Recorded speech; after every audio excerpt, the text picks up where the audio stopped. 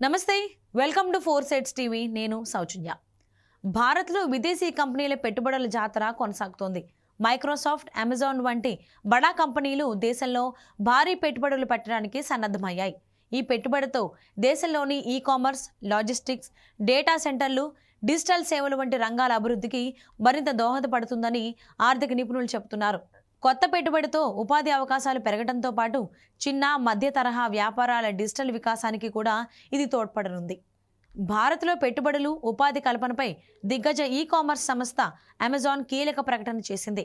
Amazon స్తంభం summit సందర్భంగా company senior vice president Amit Agarwal వివరాల ప్రకారం అమెజాన్ ఇప్పటి వరకు 2010 నుంచి దేశంలో $40 బిలియన్ పెట్టుబడి పెట్టింది. ఇప్పుడు మరో $35 బిలియన్ ఇన్వెస్ట్మెంట్ పెట్టి దేశంలోని అతిపెద్ద విదేశీ పెట్టుబడిదారుడుగా కొనసాగనున్నట్లు చెప్పారు. 2030 నాటికి భారత్లో $35 బిలియన్ మేర పెట్టుబడులు పెడతామని తెలిపింది. దీని ద్వారా ఇండియాలో 10 లక్షల ఉద్యోగాలు కల్పించడమే లక్ష్యమని తెలిపింది. ముఖ్యంగా ఏఐ రంగంపై అమెజాన్ దృష్టి సారిస్తోంది. ఆసియాలోని 3వ అతిపెద్ద ఆర్థిక వ్యవస్థ అయిన భారత్లో తమ కార్యకలాపాలను విస్తరిస్తామని అమెజాన్ కంపెనీ వెల్లడించింది. మైక్రోసాఫ్ట్ భారత మార్కెట్లో సుస్థిరమైన స్థానం సాధించడానికి భారీ పెట్టుబడులను ప్రకటించింది. వచ్చే 4 ఏళ్లలో $17.5 బిలియన్ మేర పెట్టుబడి పెట్టనున్నట్లు కంపెనీ సీఈఓ సత్య నాదెల్లా వెల్లడించారు. ఇదిలా ఉండగా ఏఈ విభాగంలో ఆసియా ఖండంలోనే భారీ పెట్టుబడిని భారత్లో పెడతామని తాజాగా మైక్రోసాఫ్ట్ ప్రకటించింది.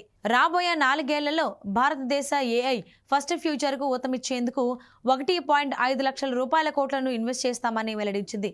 ఈ పెట్టుబడులతో ప్రధానంగా 3 మూల స్తంభాల నిర్మాణంపై ఫోకస్ చేస్తామని తెలిపింది. అవి స్కేల్, స్కిల్స్, సావరెనిటీ. ఏఐ విభాగంలో భారత్ను ఏఐ ఫస్ట్గా ప్రపంచ లీడర్గా నిలిపే డిజిటల్ శక్తి నిర్మించడమే తమ లక్ష్యమని చెప్పింది.